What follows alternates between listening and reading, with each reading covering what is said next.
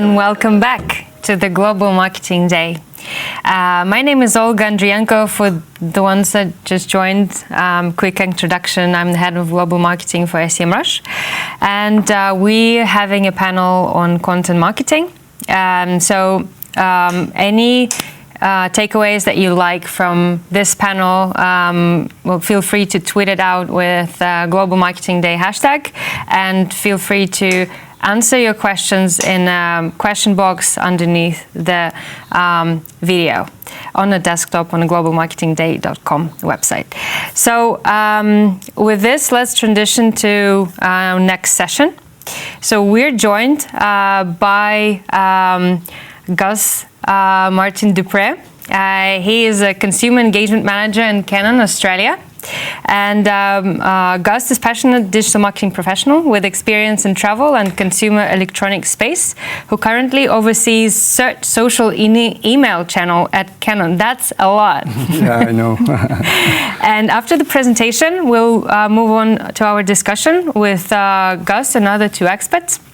We have Nick Brogden with us. Nick is a digital marketing consultant, and he's also an author, and he runs an agency. And Nick Granger, SEO specialist at Studio Hawk, and the girls with the Semrush names. Yeah, came prepared. So Gus will be sharing a presentation about content marketing and insider's view. And with that, the floor is all yours. Thank you very much. I'm quite happy to be here. So my name is Gustavo. So if you are a Breaking Bad fan, you might find my name familiar.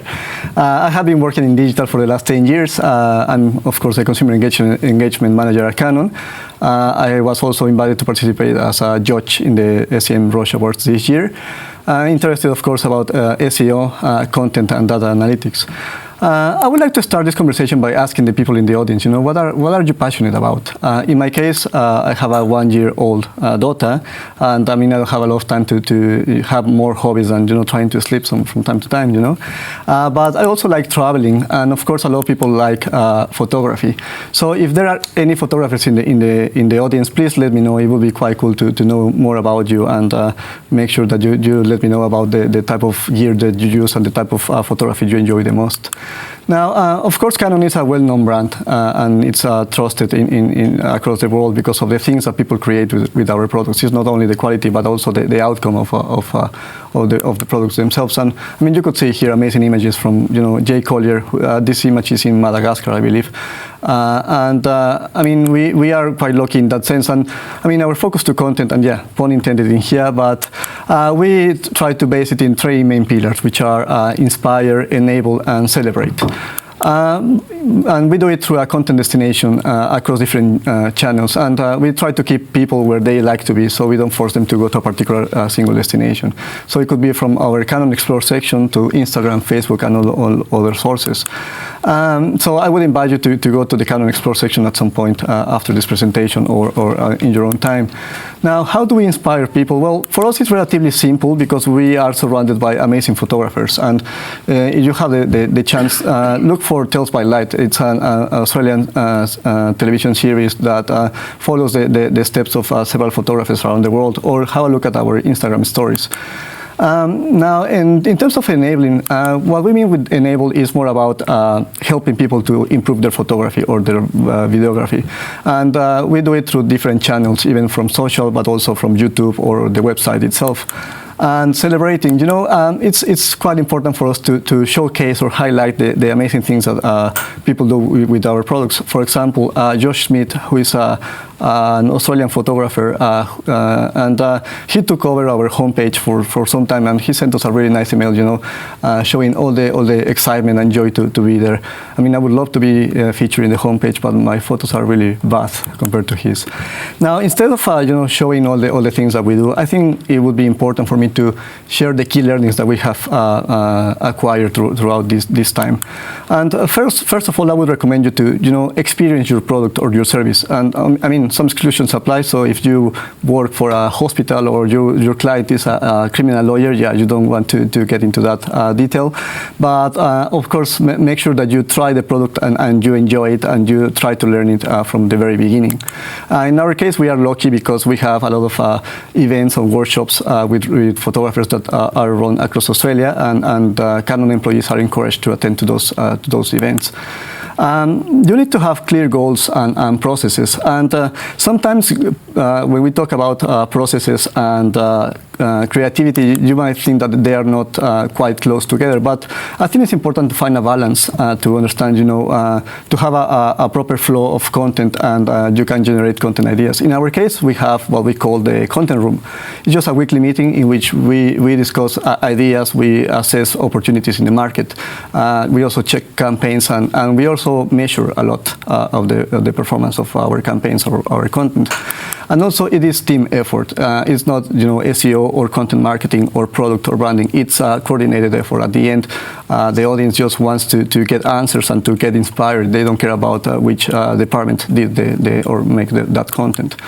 You need to know your audience, and of course, the SEOs around will tell you, yeah, you would start with keyword research, right? For sure, the SEMrush tools are amazing, and they do all the legwork for you. What I would recommend after doing the keyword research is to validate your findings and go with people in the field or people who use the products. Go and do mystery shopping, for example, or talk to customer service. They will help you to expand your keyword list or to validate them. After that, I would recommend you to either do word clouds or even mind maps. I find mind maps to be quite useful, especially to understand the landscape of the search query. So it would also help you to get a bit of ideas in terms of the type of personas that you want to target. And it also helps to understand the main pain points that the audience has. For example, in our case, when you are trying to learn photography, it is quite easy to just grab a camera, of course a real camera, and just go and shoot whatever you can all the time. But in some cases you could get frustrated, and it's just because the way people learn, it's like learning a new language or learning a new instrument. So we created some nice short videos, and I would invite you to go and search for Canon Blink, and maybe when you receive this presentation, you could play it from the presentation directly. And then you need to go deeper. So it's not enough just to understand the main or the target keywords that you want to rank for, but also you could understand the personas that could come from those type of queries. In our case, for example, sports photography. So this is a topic that I'm quite passionate about, right? Who wouldn't dream to be a sports photographer and go in the sidelines and for free and enjoy and get paid for that, right? But not all the people want to do that. So some people just want quick tips. So you need to target those type of people with your content. Also, you could get a bit more technical, get into a bit more detail. For example, back-bottom focus, which is a bit of a more advanced technique in sports photography. So this is a type of query that you wouldn't find quite easily just by doing the normal keyword research. You need to go deeper and talk to people in the field. And the other type of content that we have found to be quite interesting or engaging with our community is the inspiring content. So, as I mentioned before, who wouldn't dream to become a sport photographer and to be in the sidelines all the time? So, in this case, we managed to go with a very popular or very talented sports photographer and go with him in the sidelines and understand what it takes to be in the sidelines. Now, content production. Look, I mean, what I would recommend in this case is to define the main key questions that you need to answer with the brief. It could be as detailed as possible, but as long as the content production team know what are the key questions you need to answer, you are fine. And for me, who I'm not a very creative person, I would say, just let the creative team be creative. So this is a photo of, behind the scenes of a video that was created some time ago. Now, of course, creating content could be a very lengthy process or could be expensive. Sometimes it's not scalable. So do not underestimate the power of user-generated content. In our case, we have a lot of challenges that we do in Facebook, for example, and we let people in the community to do to set those challenges. And then a lot of people are quite engaged with our posts, and they share a lot of images as well. So that's quite important. And then you could use that content to create more content in your website, and people are quite happy to share their ideas and topics. Think about relevancy and timing. So sometimes you need to be flexible. You could plan for forever, but sometimes there are events that you need to take advantage on. So in this case, the supermoon, who was a natural phenomenon that occurred last year. So at that time, we needed to be flexible and create content quite quickly, and also organize events to make sure that people were able to capture that phenomenon. And after that event, we also shared a lot of content and videos about this. It was a tricky day because it was actually quite cloudy in Sydney and in other locations, so we didn't manage to get as much images as we wanted to, but it was still pretty good. And for SEO, we got very good links as well, which is always important. Technical SEO and content do get along, and especially now with all the updates and the rise of voice search and so on. So I mean, just an example, structure markup. A lot of people have already mentioned this in the previous sessions, and I mean, we also try to optimize for that, right? So in our case, for our events, we implement event markup, and the idea is, of course, to increase your click-through rates or your conversion rates. We have noticed that in some cases there's a lot of improvement there. Also, I would recommend you to have a look at this content from Fernando Angulo from Semrush. It's quite useful.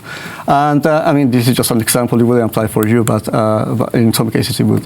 Now, it's okay to make mistakes. And I mean, you could see 4 pages all the time, or typos in your content and so on. It's part of the process. And you have to measure what's important. Say no to vanity metrics. What I mean with vanity metrics is something that you don't have any context to it, reach, impressions, even average position, and don't forget about UTMs. If you're using Google Analytics, it's quite important to track your campaigns with that. Data Studio is a great tool for that, and you could use calculated fields and customize your content. Make sure that you test all the time, so A/B testing, personalization, experiments, and of course you have to ensure that your results are statistically significant. And finally, you need to trust the process. It's not easy, it takes time, but it pays off at the end. So this is how it looks for Canon at the moment. Of course, I cannot share a bit more information in terms of metrics and so on, but it's working quite well for us, so we are quite happy in that sense. Thank you very much. I hope you have enjoyed this presentation, and make sure that you ask any questions. I'm happy to answer. Thank you so much, Gus, for the presentation. We already have, first of all, you asked about the passions. So I have them for you. So that's content from Steffi. Donna says, my daughter in writing. And Krista Lauren, I hope I got the name right, passion about content and marketing in general. It's her 4th hour. Thank you so much for joining and being with us for so long. And then a huge phone photography fan here. So yeah, so that's some of the replies. Perfect. And then there's a first question that's to you. So there was a question from Tara. Mind mapping was awesome. How would you recommend a similar strategy for real estate search queries? It's the same thing. So you go and start looking. First of all, I actually recommend to go to Google as if you were a user. You'll get a lot of information in there, even the snippets that you get of people also ask. So that helps a lot. Then you go to tools like Semrush and so on, export all those keyword lists, and then create either the mind maps manually. You need to spend a lot of time in there, but it's time that it is a good investment to understand the search queries and so on.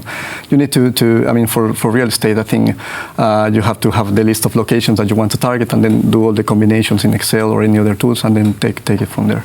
Okay, thank you so much, Gus. So we move on to more questions. Nick, well, so there's Nick with CK, and there's Nick with so I will point probably. So Nick, to what level of detail should we draft our personas when we create content? What we suggest?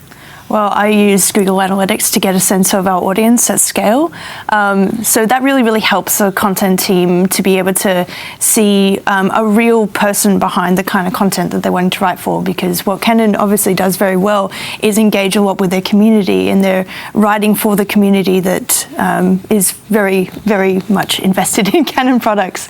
So as far as like customer personas, like again, like go back to your sales team and like, you know, say like, hey, we've noticed in our analytics that we've got a majority of women who look at our site, and they're around about this age group of like 24 to 35. Is that your experience? And then like sort of map out more of like a story around this person, like where are they from, like what are their interests, like what are the things that they're concerned about, and also what does the business solve for them personally, and think about that when you're writing content all the way down to the line. So that's how I would look at customer persona. All right. Nick, a question to you from Anna. So one thing is writing content, and the other is actually sharing that. So what is your advice on pushing the content out? So what's the best way? Yeah, that's a really good question. So it comes down to obviously writing the content, making sure it's structured correctly, and first of all, you've got promotion, but prior to that, you've got to make sure you do your ideation correctly. So is when you're creating a piece of content, you first want to have a reason why that piece of content exists. So you need to use, again, Semrush. You guys have obviously come up a lot. But you need to use Semrush to do the research to find long-tail search queries that have volume on a regular basis, which you call evergreen content. Then theoretically, if your content is created correctly, then you have a chance to rank for that, which will drive regular traffic to it. So that's the SEO play, but obviously everyone wants immediate results, so that's not an immediate answer. If you're a big site, then you can do it via creating it as media or as news and get into the news section straight away. Alternately, a good way is to actually include people, use a little bit of UGC content into your article when you create it. And that way, if you choose the right people to involve in your content, then when the content comes out, you can send out to those people and say, hey, we've published this article, you might want to share it, and then they'll send it out to their networks. So you can take advantage of other people's networks that way. And then, of course, you can also, if you've got a target market for the content, which you should have, then you can boost it on social media to get it going. Yeah. And in some cases, it doesn't harm to amplify. Like you use like paid social. In some cases, there's limited budgets, of course, but it helps a lot to get the content out there as well. Yeah, but I used to do that a lot. Is when a piece of content comes out at first, especially even though it's a vanity metric, but if you use it to initially get shares, so pick up the share rate, then people are more comfortable, more confident, to share it themselves. All right. Gus, there's the question of how you promote content that you produce. So any more, is search the primary source of traffic to the content? It's search, social, of course, people who are already subscribed to our database. We get a lot of traffic from search, fortunately. And also, if you have content in YouTube, for example, YouTube SEO is a thing, and I mean, it follows. You could still follow the basics, but there are some nuances in there, and we use that as well to amplify and to get more reach and more traffic to our website. But it all depends on the industry that you are in. If it's a B2B, it's actually sometimes even just speaking to people and talking about it and so on. But that's the way we do it. All right.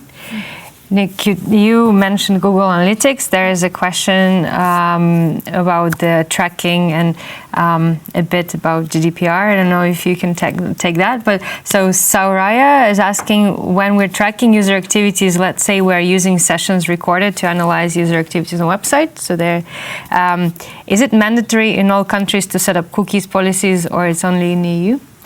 As far as I'm aware, GDPR applies mainly to the EU, so that requires just to have an opt-in will pop up. So I know that definitely for EU sites, that's pretty mandatory. Okay. And the question to Gus, encouraging people to share their work. What if no one does? Well, that's the tricky part, right? I mean, for us, we are lucky in the sense that people want to share their stories and their experiences. And that's why we try to amplify that and highlight them, because it's a lot of work to actually get it done properly. So we want to ensure that we credit people when they share their content to us. But yeah, I mean, it all depends on the industry. In some cases, it would be way harder for them to share it and so on. But I mean, lucky for us, we get a lot of content. For us, it's more about finding the right timing and how relevant it is for our audience. Yeah, I'd say if people aren't sharing your content, then it's sort of potentially you need to just do a bit more research into how you're creating your content before you write a piece of content.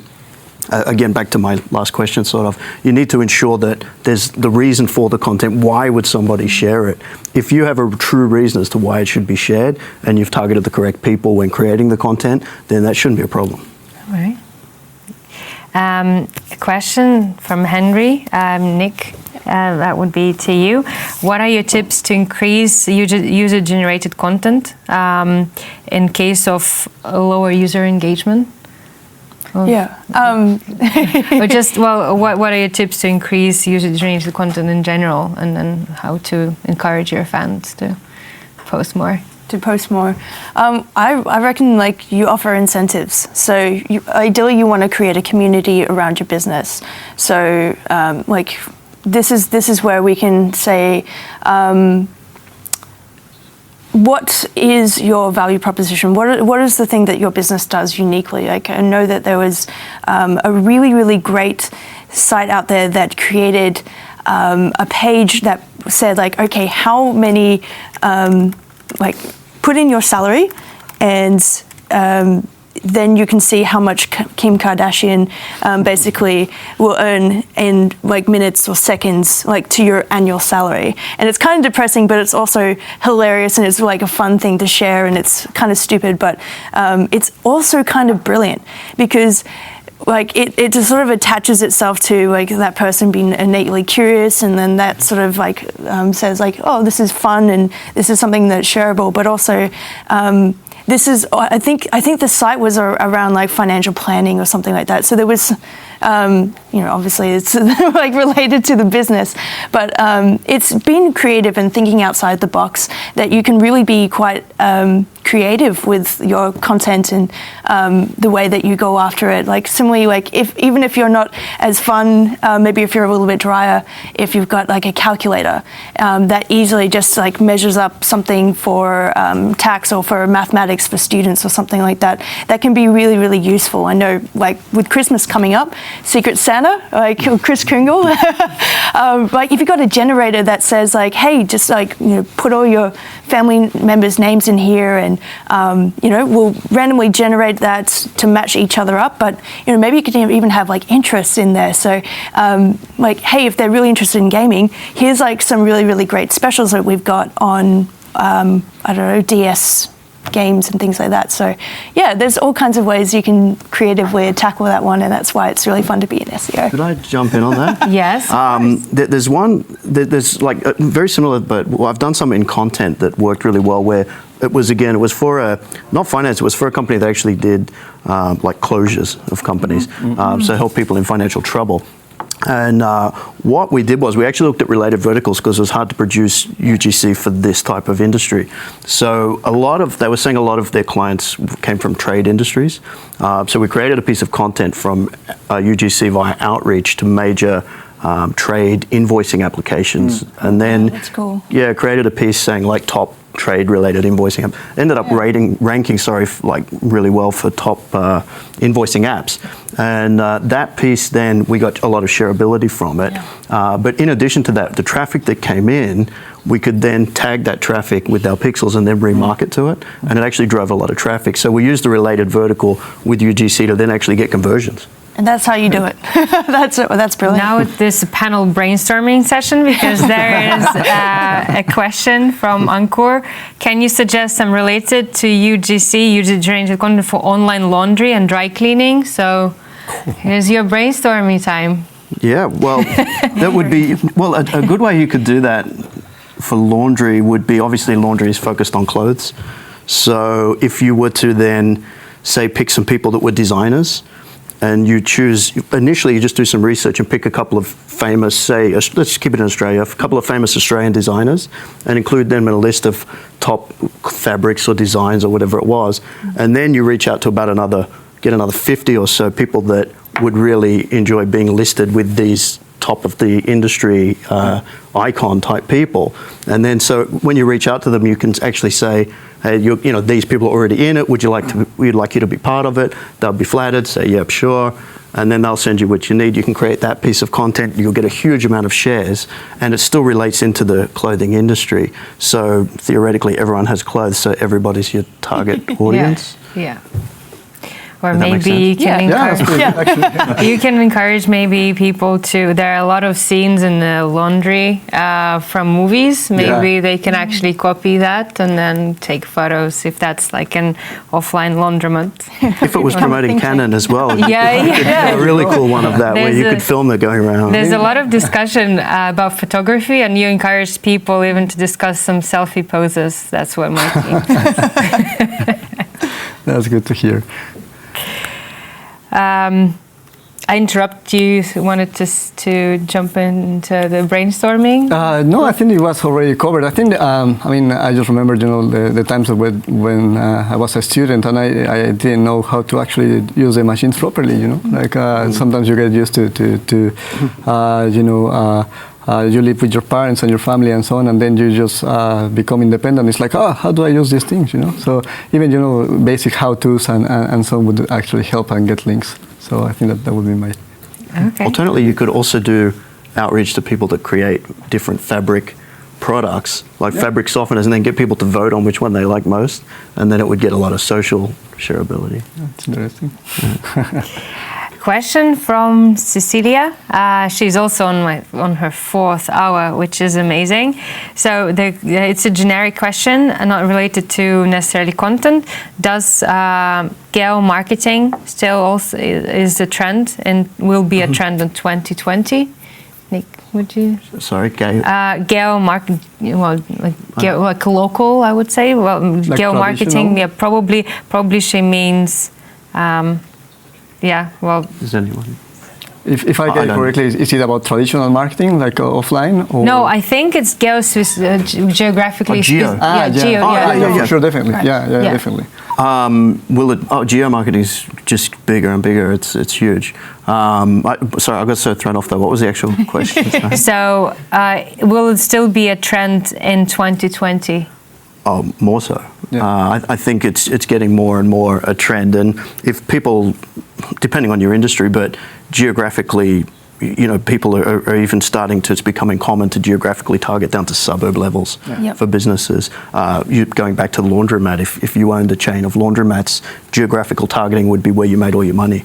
So there's no way that's going away. Yeah. And I guess it's also a matter of personalization, right? So you need to get answers that are locally relevant to you. So yeah, for sure, it's going to, in my opinion, it's going to increase. And it's also a big data-driven thing too. Like I often work by, if I've got to target a certain area, depending on budget, you break it down by data on where the most traffic is from certain regions or states, and then would target your marketing campaign geo-target to those areas. All right. Well, guys, it was wonderful discussion. I enjoyed it a lot, and our listeners enjoyed it even more so, well, judging by the comments. So, Gus Martin Dupre, Consumer Engagement Manager at Canon, Australia. Nick Ranger, SEO Specialist at Studio Hawk, and Nick Brogden, Digital Marketing Consultant and Author. Thank you so much, guys, for joining. And don't forget to tweet Global Marketing Day hashtag and tag, me, Olga Andrienko or Semrush, so we could see that and also stream live to our audience. Thank you, and we're off to the next session.